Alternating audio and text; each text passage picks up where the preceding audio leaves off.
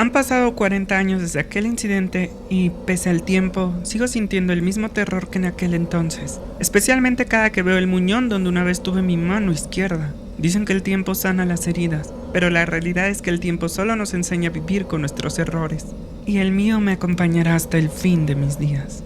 Esta es mi historia.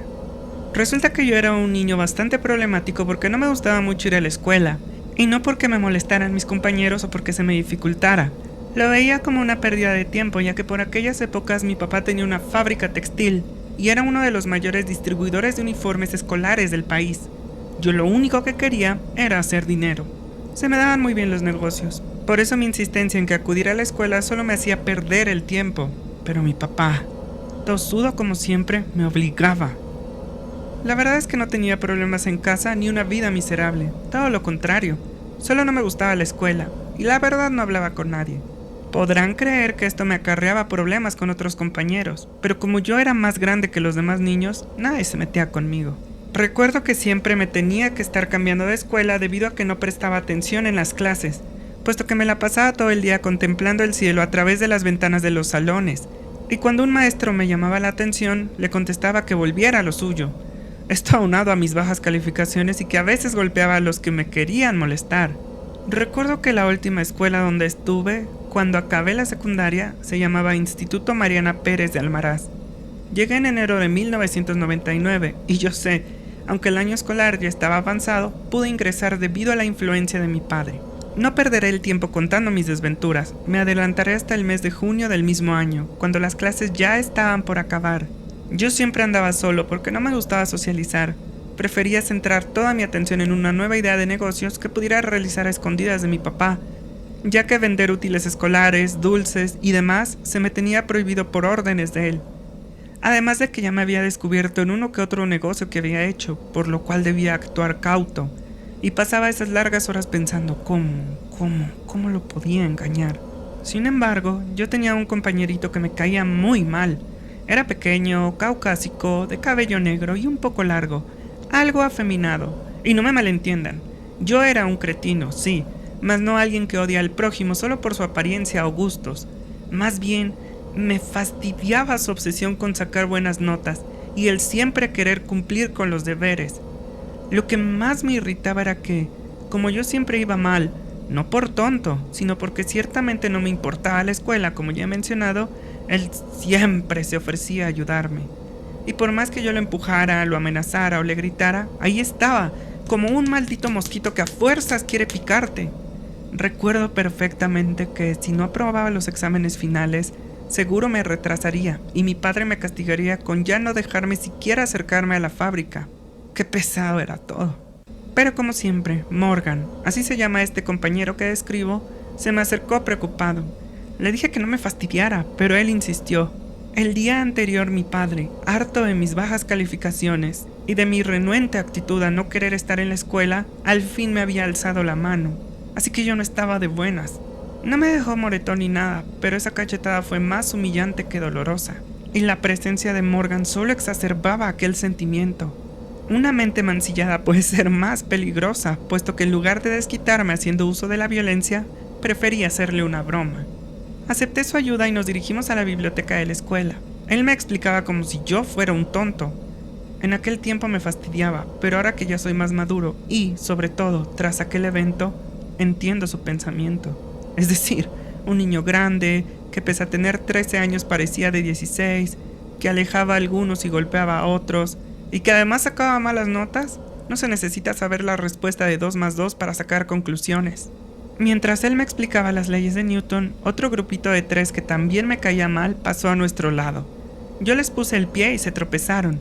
Quisieron hacerme frente, pero en cuanto me levanté y mi sombra los engulló, siguieron su camino. Sé que tienes problemas, pero la violencia nunca es la respuesta, me dijo. ¿Problemas yo? Tú no sabes nada, le respondí indiferente. Es verdad, pero si me contaras un poco de lo que te sucede... Cállate y sigue explicando. Yo la verdad no prestaba atención.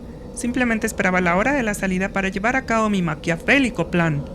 Dieron las 6 de la tarde y le pregunté si no tenía que llegar a casa o algo. Me contó que vivía solo con su mamá, quien llegaba a las 8 de trabajar, y que ya estaba acostumbrada a que él llegara tarde también porque siempre se quedaba estudiando. ¿Ves? Eso es lo que yo no quiero. ¿Trabajar para hacer dinero para alguien más? No, mi pequeño amigo Morgan. Yo vine aquí para hacer dinero para mí, ser mi propio jefe y solo rendirme cuentas a mí. Pero hasta para ser tu jefe necesitas los conocimientos básicos que te da la escuela. ¡Claro que no! Este lugar solo adoctrina, para que sigas órdenes y le trabajes a alguien más. Es un sitio donde te entrenan para decir sí señor y no señor. Yo pienso que es mucho más profundo, que la escuela es una herramienta y tú decides cómo la usas. Pues para mí no es más que una pérdida de tiempo. Bueno, pero si no apruebas, seguro te castigan. Aquel comentario, aunque bien intencionado, hizo que me hirviera la sangre. Salimos de la biblioteca cuando el sol se ocultaba. Yo le dije que si me acompañaba al patio trasero, puesto que necesitaba un poco de aire fresco. En la vida y en los negocios hay que saber planear. Cuando llegamos, fui a las gradas y nos sentamos en la parte hasta arriba a insistencia mía. La brisa era suave y refrescante. Yo admiraba los últimos rayos de sol que iluminaban aquel nútrido y verde césped, mientras me preparaba para la broma. Me hice para atrás y metí mi mano izquierda en la parte trasera de la grada. ¿Qué es esto?, pregunté. ¿Qué cosa?, preguntó Morgan.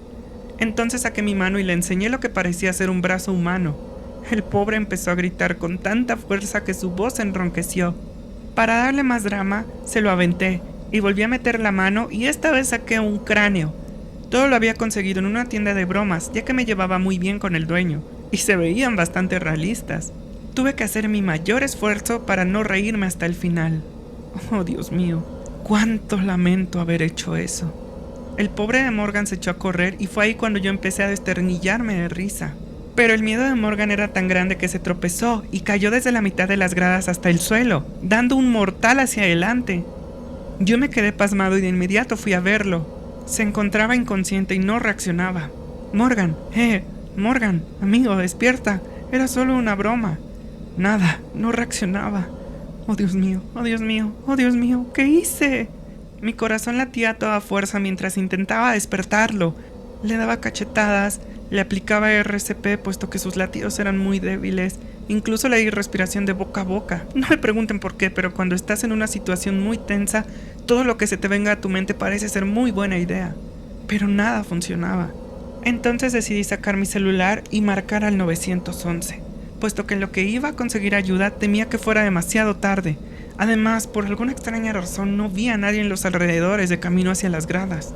Antes de que pudiera marcar, escuché algo a mis espaldas, como un extraño crujido o un gutural sonido proveniente de la garganta de alguien con bronquitis, una suerte de crepitante retahíla. Volteé y vi saliendo desde debajo de las gradas un ser dantesco, tan grisáceo y transparente como una densa neblina, con un cabello largo hasta los hombros, pero hirsuto y sucio, como si más bien fuese una enorme araña sobre su cabeza, y esto lo respaldo ya que parecía tener muchas telas de araña colgando de su raída ropa.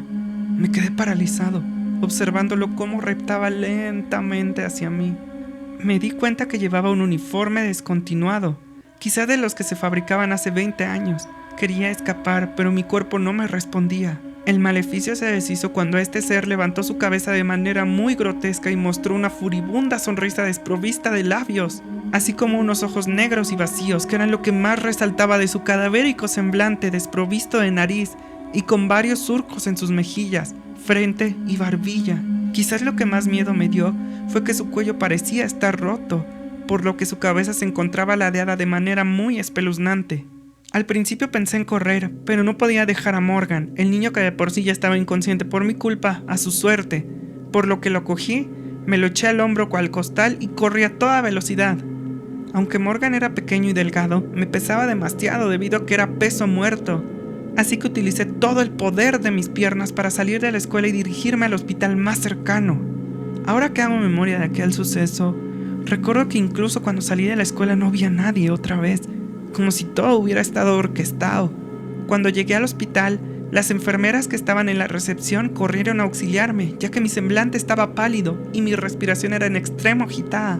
Mi amigo, fue lo único que alcancé a decir antes de desmayarme. Cuando desperté, mi papá y mi mamá estaban conmigo. Me alegré al verlos y de inmediato recordé a Morgan. Pregunté por él y me informaron que se encontraba en estado de coma y que el diagnóstico no era nada bueno ya que había sufrido un traumatismo cráneoencefálico. El corazón se me arrugó y me puse a llorar. A los pocos minutos ingresaron un médico y un oficial, quienes me preguntaron por lo sucedido. De inmediato me alteré un poco al recordar aquella cosa que salió por debajo de las gradas, pero descarté la idea de contarles, ya que no es que quisiera que me creyeran un loco, como un emprendedor que llega a pedir 10 millones de pesos a los inversionistas sin siquiera tener ventas.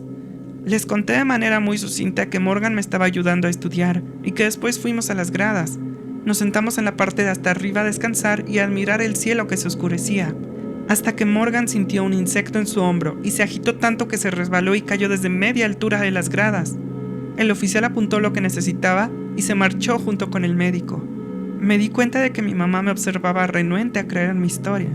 ¿Tú con un amigo?, recitó con sarcasmo. Bueno, no era mi amigo como tal, solo un chico preocupado que pensó que yo era tonto. Mi papá se empezó a reír, porque no me va bien en la escuela. Se ofreció a ayudarme y pues yo acepté. ¿Y por qué aceptaste?, preguntó mi papá tras dejar de reír. Pues porque quería que me dejara de estar molestando, pero de haber sabido que pasaría esto ni le hubiera hecho caso. Por eso no me gusta juntarme con nadie, solo me traen desgracias, sentencié haciendo la mejor cara de ofendido que pude, pero por dentro estaba devastado. No solo le había quitado el futuro a alguien, sino que había mentido.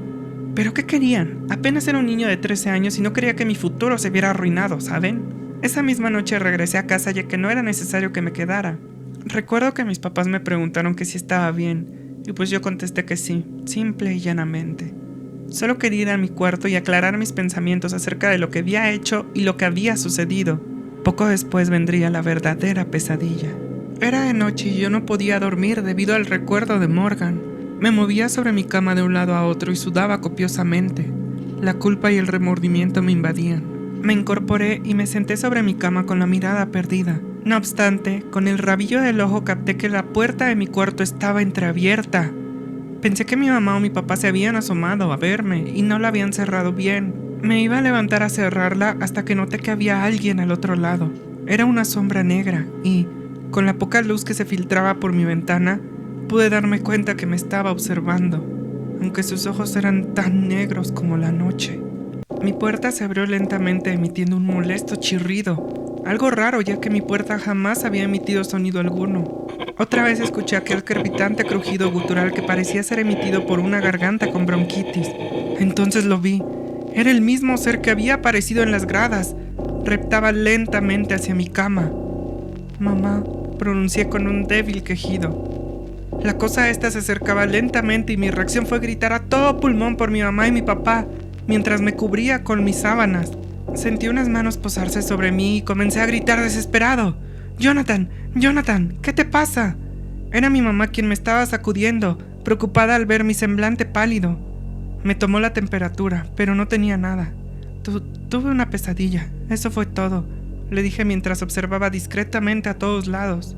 «Entiendo cómo te sientes, pero no fue tu culpa», me dijo. No pude evitar soltar una lágrima y le pedí que si podía dormir con ellos. Era extraño, pero no se negaron. Si tan solo hubiera comprendido mejor el amor que me tenían y no hubiera sido tan cretino. Y esto lo explicaré a detalle un poco más adelante. Esa noche, estando entre ambos, escuché otra vez la puerta abriéndose. Era esta cosa, pero en esta ocasión no se metió, solo observaba, como si yo fuera una indefensa presa. Sobra decir que no pude pegar el ojo y mi cabeza era un mar palpitante de dolores agudos, cosa que me irritaba más porque era sábado, y nadie quiere estar enfermo en fin de semana. Mientras desayunábamos, estaba pensando en lo ocurrido, cuando recordé el maldito cráneo y el brazo. Maldición, si alguien los veía, habría muchas preguntas. Afortunadamente para mí, la escuela siempre estaba vacía en fines de semana. Lo sé porque una ocasión pasé cerca y vi una pelota que unos compañeros habían dejado el viernes, exactamente en la misma posición. Salí de casa con la excusa de que quería ir a visitar a Morgan, pero primero hice una visita a la escuela. Me salté la valla y recogí las cosas, siempre cuidando que nadie me viera. Como no había locales abiertos ni nada cerca, la calle casi siempre estaba sola. Recogí las cosas, las metí en una maleta que compré de camino para no levantar sospechas y, antes de irme, el mismo maldito sonido gutural. Volté y este extraño ser demoníaco me observaba, desde debajo de las gradas. Pero esta vez sus ojos negros parecían moverse. Retrocedí y choqué contra una enorme asta. Qué raro, el patio no tenía algo así. pero no me distraje mucho ya que había algo enfrente de mí que me aterraba. Al regresar mi atención hacia este demonio, que es como lo llamaré hasta el final, me di cuenta que estaba observando hacia arriba, con dificultad debido a su cuello roto. Algo en la punta del asta captaba su atención. Escuché risas de niños y después llantos y gritos. Volteé al mismo lugar y vi un niño de 11 o 12 años colgado en lo más alto. Antes de que pudiera siquiera preguntarme qué estaba presenciando, el demonio emitió un agudo quejido, tan fuerte que tuve que taparme los oídos. Después volteó a ver con furia y comenzó a reptar mucho más rápido hacia mí. Aterrado, grité y corrí tan rápido como pude. Lancé la maleta por encima de la valla y después comencé a trepar, pero me agarró del tobillo. ¡Suéltame! ¡Suéltame!, gritaba y lloraba. De repente sentí un frío glacial en mi pierna, pero no era el clásico frío de invierno. Provenía desde adentro. Entonces pensé que me estaba drenando la vida o algo. La desesperación se apoderó de mí y solo jalé mi pierna. Caí al otro lado de la valla y aquel demonio ya no estaba, pero volví a escuchar su crepitante sonido, así que agarré la bolsa y me marché. Enterré la bolsa en un terreno baldío que yo conocía muy bien porque tenía la ilusión de erigir una empresa ahí. Y después fui al hospital.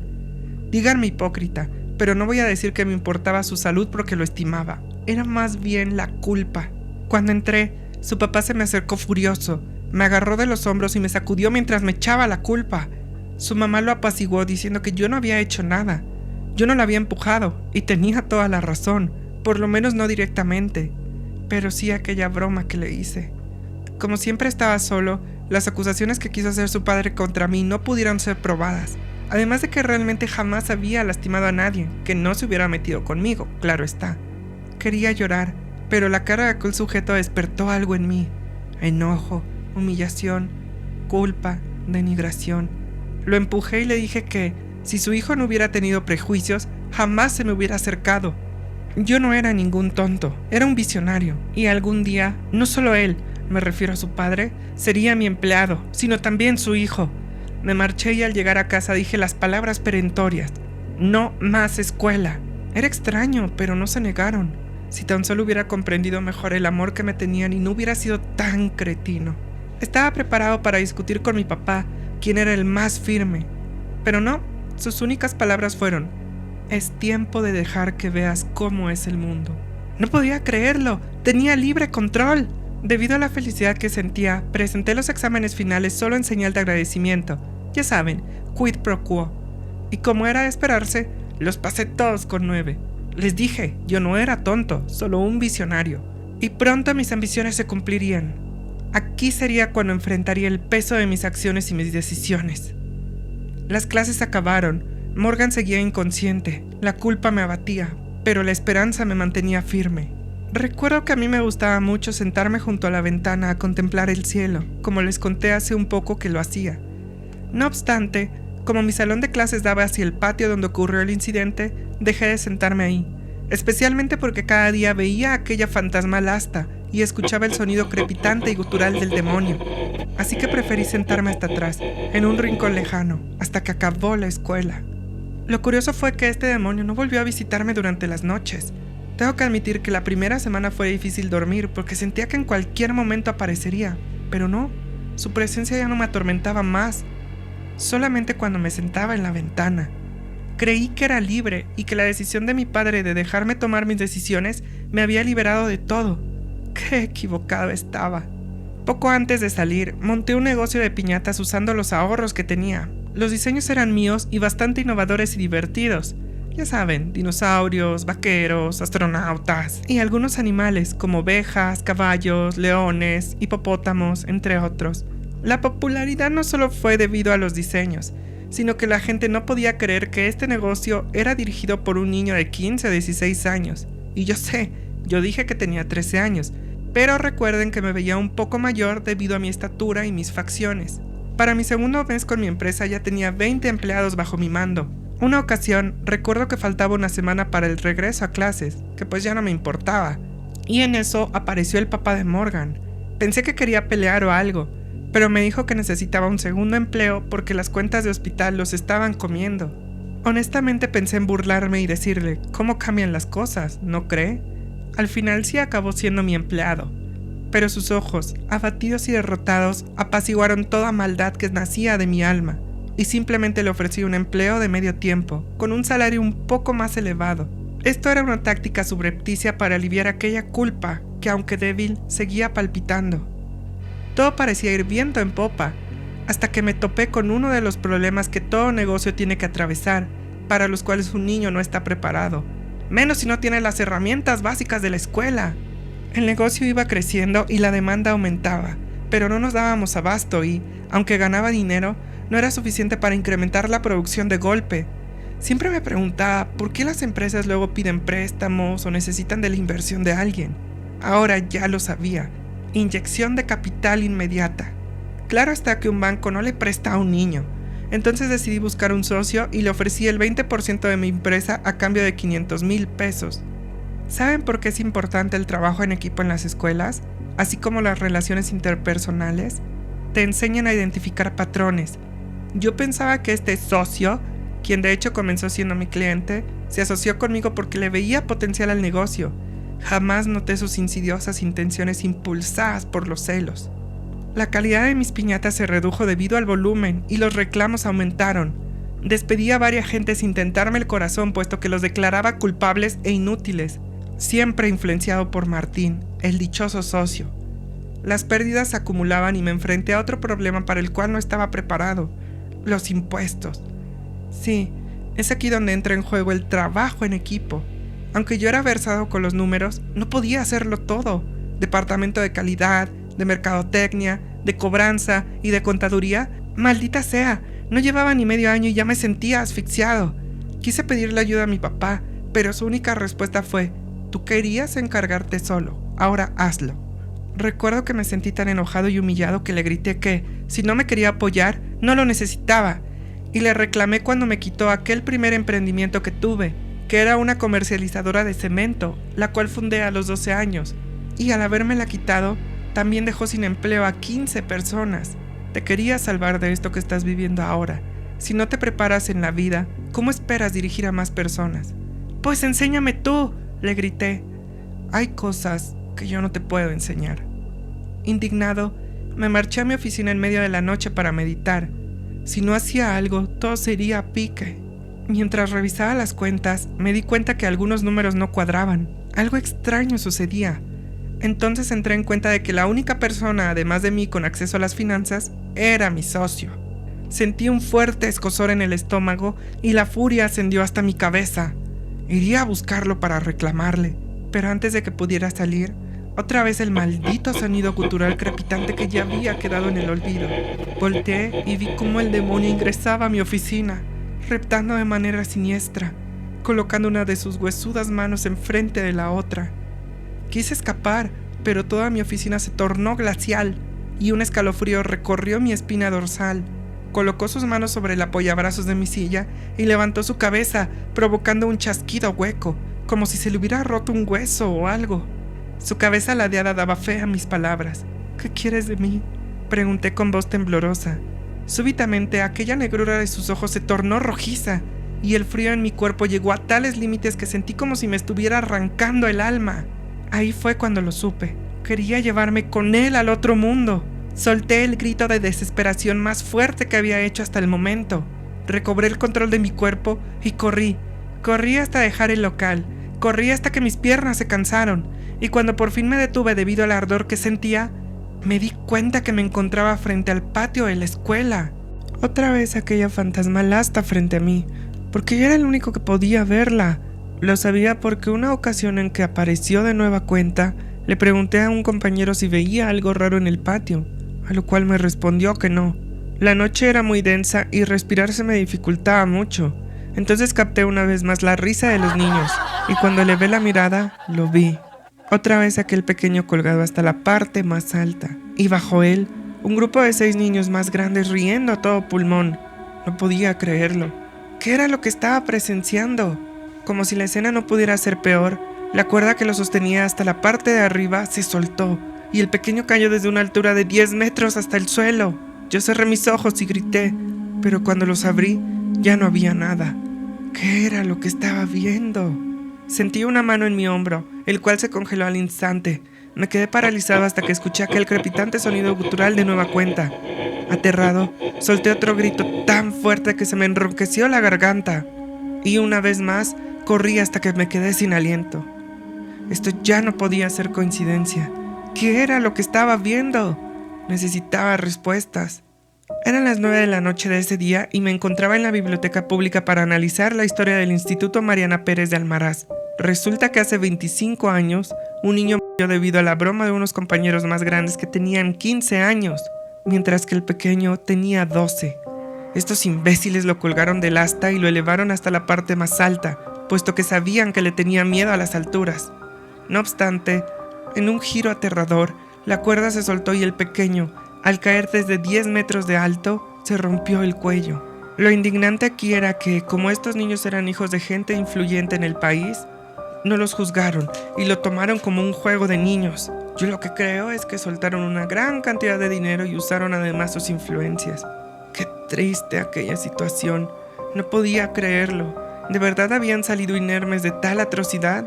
Decidí investigar un poco más y di con sus nombres: Norman, Leonardo, Gustavo, Omar, Eduardo y Arturo. Todos y cada uno de ellos se convirtieron en hombres exitosos de negocios, pero no por trabajo duro, sino porque heredaron los negocios de sus padres. Lo curioso aquí es que todos ellos murieron hace 10 años, de circunstancias misteriosas. Cada uno fue encontrado unos días después del anterior, todos en sus oficinas, con su piel extremadamente pálida, canas en lugar de su otrora cabello negro y, lo más espeluznante, con el cuello roto y sin ojos. Arturo, quien era el último sobreviviente, decía que él había vuelto para vengarse. Ariel, el pequeño niño a quien habían matado. Claro está que nadie le creyó, y todos lo asociaron a una serie de eventos desafortunados. Las piezas se embonaban y me di cuenta de que este demonio era en realidad el espíritu de Ariel. ¿Pero por qué me estaba persiguiendo a mí? Las luces de la biblioteca se apagaron, el terror me invadió y, como ya era de esperarse, otra vez el gutural quejido de Ariel, quien apareció desde el fondo del pasillo, reptando lentamente hacia mí. «Por favor, yo no tuve la culpa de lo que te pasó», rogué. Ariel se detuvo, sin dejar de emitir su grotesco sonido. Pensé que había escuchado mis súplicas, pero en apenas un parpadeo, reptó a toda velocidad hasta quedar frente a mí. Y cuando sus ojos negros se enrojecieron como ascuas llenas de odio, gritó con una voz hueca y ecoica: «No puede ser, yo era como los que lo habían condenado a él. Era igual, pero yo nunca quise hacerle daño.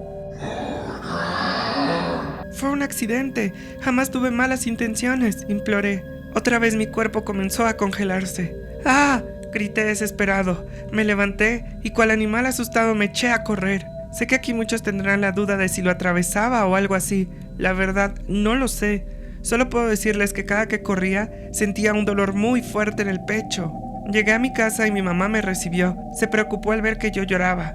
Solo dije que pensaba en Morgan y me abrazó. Otra vez aquellas palabras que me partieron el corazón. «No fue tu culpa». Al ver por sobre el hombro de mi mamá, noté la presencia de Ariel asomándose por la cocina. La aparté y pensé en salir, pero solo empeoraría las cosas, por lo que me fui a mi cuarto. ¿Qué podía hacer? No quería confesar, tenía miedo de las consecuencias, y aunque lo hiciera, ¿qué garantizaba que Ariel no vendría por mí, como lo hizo con los otros? Escuché a alguien golpeando mi puerta y grité, pero era mi papá, quien se sentó a mi lado y me comentó que estaba preocupado por mí, que sabía que las cosas no iban bien y que estaba acumulando una deuda muy grande. Yo no sabía qué decir, simplemente lo abracé y me puse a llorar. Quería confesarle todo, lo que le había hecho a Morgan y la razón de que estuviera en coma, y que por dicha acción ahora me perseguía el espíritu vengativo de un niño. Pero las palabras no me salían, simplemente no podía. Mi papá se marchó y me dejó solo en mi habitación. Por primera vez en mi vida no sabía qué hacer ni cómo reaccionar. Solo quería que las cosas fueran como antes. Me quedé sentado en el borde de mi cama durante unas horas. Escuché las luces apagándose y a mi mamá y a mi papá yéndose a acostar. De repente mi cuarto se llenó de un profundo silencio. La cabeza me dolía a horrores y toda mi fuerza vital se había ido. Escuché la puerta abriéndose una vez más, pronunciando aquel agónico chirrido. Ariel apareció emitiendo su distintivo sonido gutural y crepitante, y una vez más reptó hacia mí, pero más lento, como si ya supiera que yo no iba a hacer nada para escapar. Cerré mis ojos y al abrirlos vi su cadavérico rostro muy cerca de mí. Agarró mi mano izquierda con su huesuda y carcomida mano. El frío que sentí era mucho mayor a todo el que había experimentado antes, y el dolor en mi mano era tan fuerte que comencé a gritar mientras sus ojos, llenos de furia, se acercaban cada vez más hacia mí. Sabía que me iba a hacer lo mismo que a los otros. No quería morir, así que una vez más grité y me eché atrás. Logré soltarme de su agarre y caí de espaldas en mi cama. El dolor en mi mano izquierda era tan fuerte que sentí que me iba a desmayar. Ariel comenzó a trepar furibundo y lo único que pude hacer para escapar fue abrir mi ventana y saltar. Al caer escuché cómo crujieron mis tobillos, pero no me importó y corrí mientras gritaba por ayuda. Mi mamá salió asustada y me vio corriendo. «¡Jonathan, vuelve!», pero yo no escuchaba, solo quería escapar. La secuencia siguiente sucedió algo así. No aguanté el dolor, caí de bruces al suelo. Escuché pasos. Era mi mamá quien, al verme, gritó a mi papá que fuera por el auto. Me subieron y volteé a ver hacia mi cuarto donde estaba Ariel observándome. Llegamos al hospital y escuché que mi mamá le decía al doctor que tenía algo raro en mi mano, que estaba casi negra. Ahí perdí el conocimiento por completo hasta que me desperté en la misma habitación del hospital donde me llevaron cuando sucedió lo de Morgan. La oscuridad era total. Mi cuerpo gritaba de dolor. Me di cuenta de que mi mano izquierda tenía un vendaje. Antes de que pudiera comprender lo que estaba sucediendo, otra vez la puerta se abrió, emitiendo el mismo chirrido y el mismo lamento crepitante de Ariel, reptando hacia mí. Lo sabía, había vuelto para terminar el trabajo. Ni el miedo ni el dolor me impidieron ponerme de pie y correr hacia la habitación de Morgan. Entré y él seguía inconsciente. Por primera vez sentía algo distinto, algo que era puro, prístino, culpa. En la habitación estaban su papá y su mamá, quienes se despertaron del sillón donde descansaban al escucharme. Me arrodillé junto a él y le pedí perdón. Es mi culpa que estés en ese estado. Tú solo querías ayudarme y yo te dejé en ese estado. Las enfermeras, quienes me habían visto correr por los pasillos, ingresaron al cuarto e intentaron apartarme. Yo me sacudí y antes de que el padre de Morgan pudiera hacer algo, mi papá y mi mamá entraron y me abrazaron con fuerza. Yo fui quien lo hizo, insistí. Mi mamá me dio una cachetada para calmarme y después me preguntó que qué había hecho. Escuché el sonido gutural de Ariel y parecía ser que yo era el único que lo notaba, puesto que todas las miradas se enfocaban en mí en lugar de la puerta de la habitación, donde Ariel asomaba su cadavérico rostro, observándome. Tragué saliva, tan pesada que se me atoró en la garganta. Fue mi culpa, le hice una broma y debido al miedo se tropezó. Les conté absolutamente todo y pedí que trajeran a la policía, puesto que yo lo había hecho. Era un crimen. Nadie lo podía creer. Todos estaban pasmados. Pero antes de que nada más pasara, el médico encargado de mí ingresó a la habitación y me dijo que era necesario que me amputaran la mano izquierda debido a que tenía necrosis. Mientras me llevaban de vuelta a mi habitación, escuché a mi papá calmando al de Morgan, quien no dejaba de pronunciar insultos hacia mí. Al retirarme el vendaje, vi que, efectivamente, mi mano estaba todavía más negra, y el doctor lo supo al hacerme algunas pruebas poco antes de que yo irrumpiera en la habitación de Morgan. La operación se programó como urgente, y cuando desperté, mi mamá y mi papá me observaban, con alivio, pero decepcionados y preocupados. No me dirigían la palabra, y yo no quería decir nada. Unas horas después, ingresó un policía, quien anotó mi declaración y después se marchó. Después mi papá me preguntó que si era verdad, y por qué no había confesado al principio. Miedo, respondí, miedo a enfrentar mis actos. Podría parecer una tontería, pero si ya estaban decepcionados de mí, no quería que me creyeran loco al decir que fue por la influencia del fantasma de un niño quien sufrió una horrible muerte. Recuerdo que cuando estaba anestesiado debido a la cirugía, todo el tiempo soñé que me encontraba en medio de una habitación oscura y vacía, sentado en una silla de madera, mientras Ariel me observaba entre las sombras. No hacía nada, solo observarme. Transcurrió una semana desde mi lamentable operación. Yo seguía en el hospital, acompañado de mi papá y mi mamá. En todo ese tiempo no me hablaron, hasta que a mi mamá se le ocurrió decir, «Tu mano». Fue entonces cuando decidí contarles todo. Era de esperarse su mirada atónita, pero cuando les dije a detalle lo sucedido en el instituto, adicional a los nombres de los patanes estos, resulta que, basándonos en los apellidos, mi papá los conocía. No es que fueran al mismo instituto, pero ya había hecho negocios con ellos. Y, bueno, la mayor e irrefutable prueba era mi mano. Entraron en pánico y comenzaron a pensar en formas de salvarme. Incluso sugirieron hablar con este espíritu. Pero francamente, entre lo acontecido, la preocupación y, bueno, mi mano, no tenía ganas de nada. En medio de la discusión, ingresó el médico y nos informó que Morgan había despertado, que le habían hecho pruebas y que estaba bien. Yo lloré de la alegría. Obvio no podía pararme a verlo por el dolor, pero unas 2 horas después, ya cuando atardecía y el cielo se pintaba de su hermoso color ámbar que se filtraba por la ventana, aparecieron Morgan, su papá, su mamá y el oficial. Yo esperaba un castigo o algo, pero Morgan me vio con tristeza. Sus ojos iban dirigidos hacia mi mano y se puso a llorar. De igual manera se echó la culpa y la habitación se convirtió en un mar de lágrimas. Para no hacer el cuento más largo, tanto él como yo y nuestros padres tuvimos que acudir a terapia durante 3 años. Esto pues, por lo sucedido con el accidente. Cuando salí del hospital, me inscribí a la misma preparatoria que Morgan, puesto que nos hicimos amigos, ya que él acudía a visitarme todos los días y platicábamos largo rato. Le conté de lo que había sucedido con mi negocio de piñatas, que mi papá compró todas mis acciones, al igual que las del socio, y que esperaba que así ya pudiera ver la importancia de la escuela, ya que nos enseña el valor del trabajo en equipo, de la presión que es entregar trabajos a tiempo y los exámenes, también a hacer multitareas y sobre todo a confiar en los demás para llevar a cabo cualquier proyecto, y también a identificar las personas en las que no debemos de confiar. De igual manera le conté lo de Ariel y que desde que Morgan despertó ya no me acosaba, cosa que fue un alivio para todos. O sea que si no te hubiera aparecido el fantasma de aquel niño, ¿jamás hubieras confesado? Me preguntó con un tono de ofendido, pero en broma. Nah, la verdad nah, le dije con el mismo tono de broma. La realidad es que muy probablemente la culpa me hubiera orillado, pero no sabemos qué tan diferente hubiera sido esta historia. Lo que sí puedo decirles es que me gradué en finanzas y tuve una maestría en administración y, ahora sí, pude fundar varias empresas con Morgan como mi socio. No dejé que el incidente con mi mano fuera un impedimento, incluso me conseguí una prótesis e invertí en programas dedicados a la investigación de mejorar las mismas. Pero algo importante aquí es que, pese a que todo se hubiera arreglado, había noches en que todavía lo veía, asomándose desde el resquicio de mi puerta. Ya no sentía hostilidad de su parte, solo me observaba. Incluso hasta la fecha lo sigo viendo algunas noches, solo algunas. No sabría decir si son los vestigios del trauma que sufrí o si simplemente me vigila.